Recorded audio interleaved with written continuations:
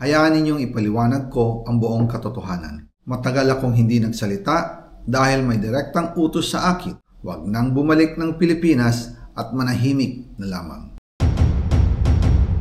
Umalis ako noong July 19, 2025 para sa aking medical check-up. Nakaplanong bumalik pagkatapos ng SONA ni Pangulo. Pero habang papauwi na ako, tinawagan ako ni dating Speaker Martin Romualdez at sinabihan, "Stay out of the country. You will be well taken care of as instructed by the President." Noon naniniwala pa ako sa kanila, kaya't hindi ako bumalik. Tumikom ang aking bibig, sumunod ako, pero ang hindi ko alam, ang ibig pala nilang sabihin sa aalagaan ka namin ay gagamitin ako bilang panakipbutas sa kanilang kampanya laban sa korupsyon.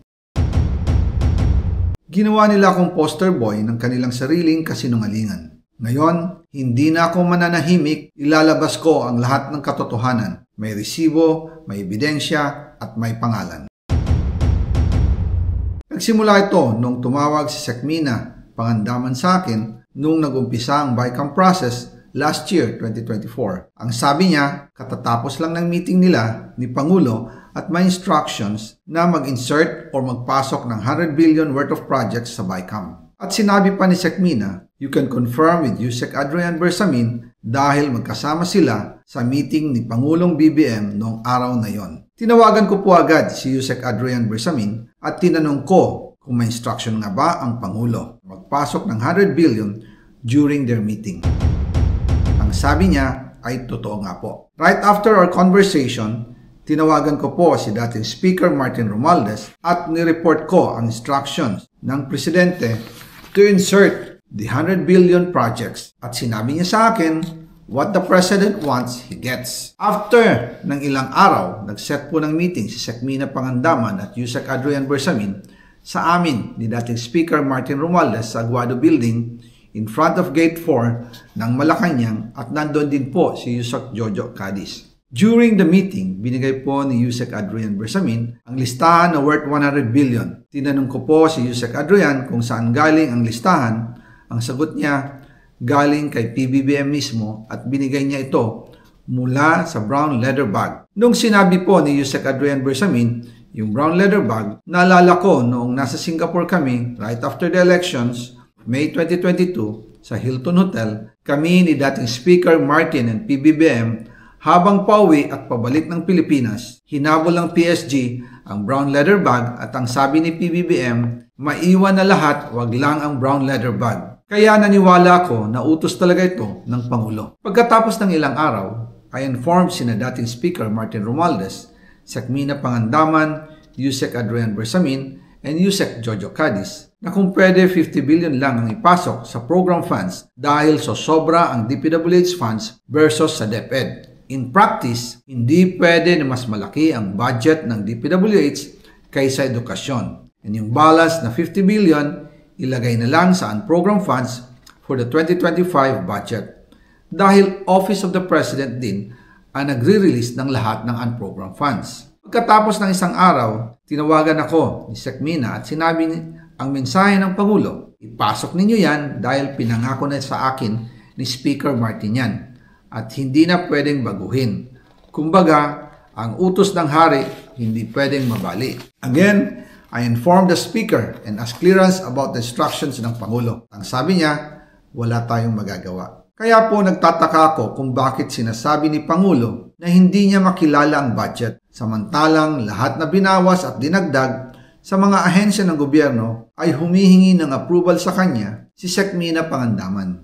Grabe mga kababayan, tiyak talaga Sisig Club itong nakakasang malawakang rally po ng kapatiran nating Iglesia ni Cristo magmula po November 16 to November 18 dahil po dito sa paglabas ni Saldico at pagdawit nga po dito sa pangalan po ng ating Pangulo na si Bongbong Marcos at ni dating House Speaker Martin Romualdez, no? At talagang nakakakilabot mga kababayan at Matagal na nating hinihintay talaga na magsalita itong si Saldico o alinman sa kanila at hindi natin inaasahan na ngayon talagang mangyayari ito, no? So sa mga oras na 'to mga kababayan ay talagang tiyak na nawindang ang palasyo dito, no? At hindi natin alam kung paano nila sasagutin itong mga paratang ni Saldico dito nga po sa administrasyon ni Bongbong Marcos, 'no, at tiyak na talagang marami ang mga nagulat, 'no, dito sa paglantad po ni Saldico. So ngayon mga kababayan, matatagpi-tagpi ninyo yung mga pangyayari sa mga nakaraan, no. Kaya pala itong si Saldico mga kababayan ay hirap na hirap bumalik dito sa Pilipinas dahil may order pala sa kanya na huwag nang bumalik dito at manahimik na lamang. Pero siguro dahil nga sa mga nakikita niya na mga nangyayari dito sa Pilipinas at mga lumalabas mismo sa bibig ng ating Pangulo, parang tiyak na iniisip niya na siya ay naonsihan na o nalamangan na, no. Kumbaga nilaglag din siya ng mga ito at parang pinababango yung kanilang pangalan ng administrasyon kapalit yung pagkaladkad dito sa pangalan po ni Saldico, no. Syempre wala, kung ako naman talaga si Saldico at ako ay pinagdidiinan na hindi naman talaga ako ang most guilty dito, talagang magsasalita ako at hindi ko hahayaang i-drag yung pangalan ko sa putik, no, nang wala man lang akong sinabi o ipagtanggol ko man ang aking sarili. So ito nga po yung hamon ni Saldico ngayon na talagang ilalabas niya yung mga ebidensya, yung mga pinanghahawakan niya at may pangalan pa. Ito yung mga nilabas niya, no. So ito yung issue ng 100 billion insertion, no. At talagang grabe mga kababayan, nakakapangilabot at hindi ko inaasahan na talaga, literal, na ngayon pa talaga sumabog itong issue na 'to kung kailan ilang araw na lang ay gaganapin po yung malawakang rally sa Rizal Park, 'no, dito po sa Quirino Grands at nadadaluhan po 'yan at inaasahan na pupuntahan po ng milyon-milyon nating mga kababayan. Hindi lang INC 'to mga kababayan, kasi for sure ngayon na lumabas na 'tong issue na 'to ay napakarami pong mga tao, maraming organisasyon ang pupunta din diyan at makikilahok, 'no. At maging si VP Sara Duterte nga ay nagsabi na kung siya ay hindi abala o walang gagawin, maluwag ang kanyang schedule, ay maaaring dumalo daw siya. Pero nagsalita na din siya na itong panawagan ng mga nating taong bayan ay sinusuportahan niya po, no, kasi alam niyo naman po mga kababayan na dito po sa Pilipinas ay malaya po tayo makapagsalita, no, meron tayong freedom to express what we feels sa ating government, no. At itong isasagawang rally mga kababayan ay peaceful rally to, no, at wag naman sanang magkaroon ng hindi maganda at hindi mahaluan ng kaguluhan kagaya ng nangyari noong September 21st. At aside from that mga kababayan, meron din pong nakakasang rally sa November 30 at talagang sunod-sunod na po yung mga rally, no. Hindi na po talaga namamatay itong rally dahil nga po sa galit po ng taong bayan. So ito yung epekto mga kababayan kapag talagang laganap ang korupsyon sa isang bansa at nararamdaman na po yan ng mga ordinaryong tao.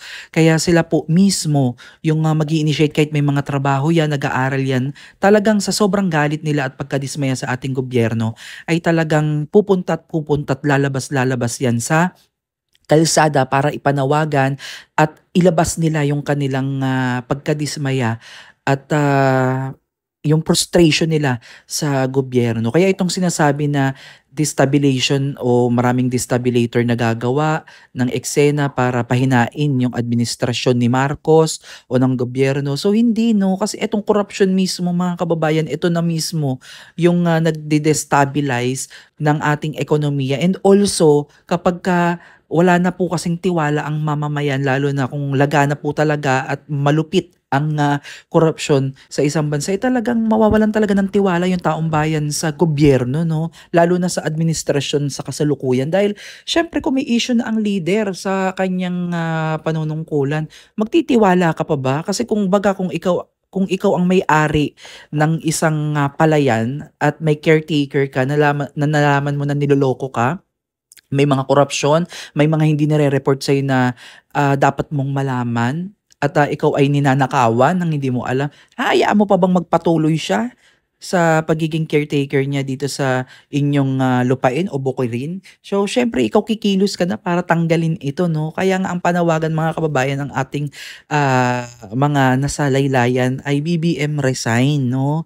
Kasi mga kababayan, hindi nagsisinungaling ang numero. Kahit ano kasing cosmetic ang gawin nila, kahit anong gawin nilang propaganda, kahit hawak nila ang media kung ano yung ipalabas nila, eh yung taong bayan ay hindi na iba yung ano eh, kumbaga iba yung nakikita natin, iba yung nararamdaman natin. Kumbaga iba yung kanilang sinasabi sa nararamdaman o nagiging epekto sa atin kasi ang layo-layo talaga mga kababayan at ang dami na pong naghihirap ngayon at ang daming nagbuwis ng buhay dahil nga po dito sa mga nagdaang bagyo dahil po sa kapabayaan sa flood control na itong flood control sana mga kababayan ang siyang magpoprotekta sa ating mga kababayan na naninirahan malapit sa ilog, sa mga creek. So, ito yung nangyari, ghost project, substandard, kaya ang ending maraming nagbuwis, maraming ari-arian at kabuhayan, tahanan ang nasira dahil po dito.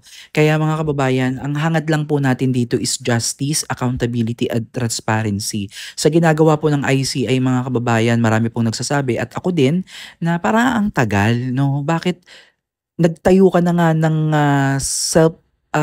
kumbaga individual body na mag-iimbestiga na dito ka lang nakafocus pero bakit ang tagal nung ano no at bakit kinakailangan closed door investigation ang ginagawa? Bakit hindi pwedeng i-real time o ipalabas live stream yung kanilang mga napag-uusapan? So doon pa lang parang ang hirap na pagkatiwalaan lalo na nga syempre wala na tayong tiwala sa administrasyon kaya mahirap paniwalaan. So again mga kababayan, ito lang yung part 1 ng video ni Saldico na i-shinare niya po sa kanyang mismong verified account kasi ang dami nagsasabi na AI daw to pero hindi natin makumpirma kung AI ba o hindi pero verified account mismo sa account mismo ni Saldico lumabas ito at sumunod doon ay naglabas din siya ng mga screenshots no ng 100 billion insertion dito sa kanyang page kaya abangan natin mga kababayan at ipapaimbestiga for sure ito, chuchu. At tingnan natin kung ano sasabihin ng NBI dito. So again mga kababayan,